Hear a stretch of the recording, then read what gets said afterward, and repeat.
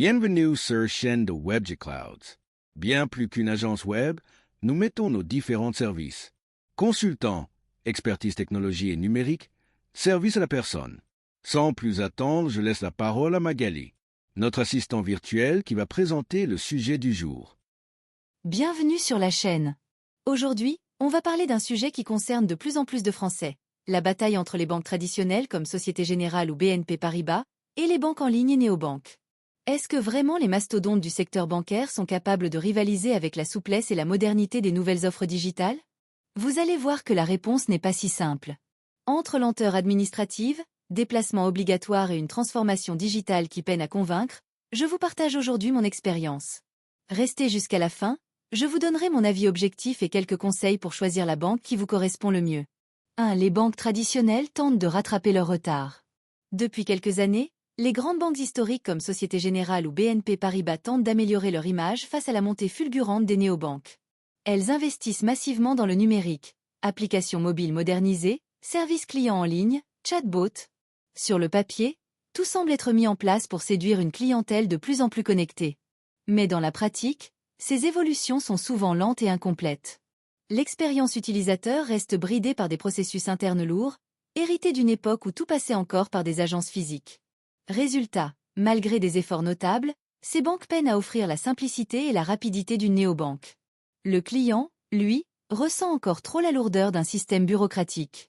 L'agilité des néobanques comme N26 ou Revolut reste, pour l'instant, hors d'atteinte pour les banques classiques. 2. J'ai testé pour vous, une lenteur toujours d'actualité. J'ai moi-même testé l'ouverture de compte et la gestion en ligne chez une banque traditionnelle. Verdict, même si le site est fluide et l'application semble bien pensée, les démarches restent longues. Le suivi de dossier demande toujours du temps. Lorsque vous envoyez vos documents, il faut parfois attendre plusieurs jours pour qu'ils soient scannés, validés et enfin pris en charge. Et ne parlons même pas des modifications de contrat ou des demandes particulières, qui passent systématiquement par un conseiller humain, avec des délais d'attente qui rappellent une autre époque. Pendant ce temps, les néobanques permettent une ouverture de compte en quelques minutes, sans paperasse et sans déplacement. Dans cette course à la réactivité, les banques historiques peinent clairement à suivre le rythme. 3. L'obligation de se déplacer reste un frein majeur. Autre point frustrant, chez les banques traditionnelles, beaucoup de démarches importantes vous obligent encore à prendre rendez-vous et à vous déplacer en agence.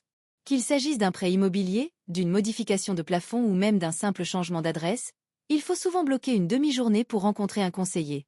Cela va à l'encontre de ce que recherchent aujourd'hui les utilisateurs, de la flexibilité, du service instantané et zéro déplacement.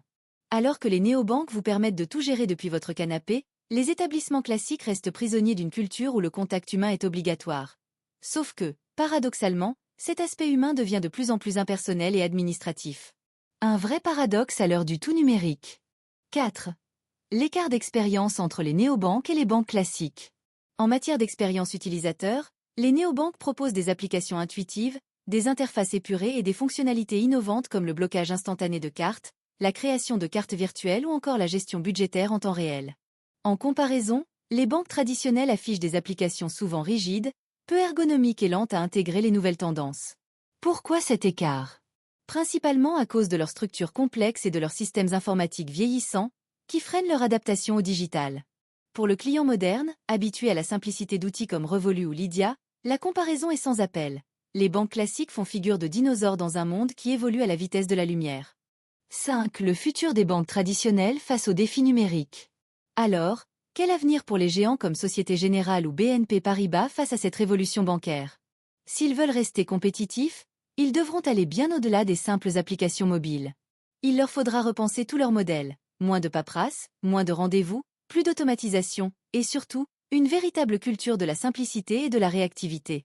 Ce ne sera pas facile, car cela implique une transformation profonde, pas juste en surface. Les clients d'aujourd'hui sont exigeants. Ils veulent une banque rapide, efficace, disponible 24h24 et sans déplacement. Tant que ces critères ne seront pas remplis, les néobanques continueront de grignoter des parts de marché, et les banques classiques risquent fort d'être dépassées. Conclusion. Alors, après ce petit tour d'horizon, que penser? Les banques traditionnelles essaient bel et bien de concurrencer les néobanques, mais le chemin est encore long.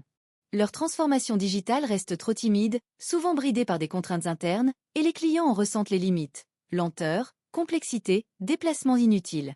Pour l'instant, Si vous cherchez la rapidité et la flexibilité, les néobanques sont clairement devant. Et vous, quelle est votre expérience avec votre banque? Dites-le moi en commentaire.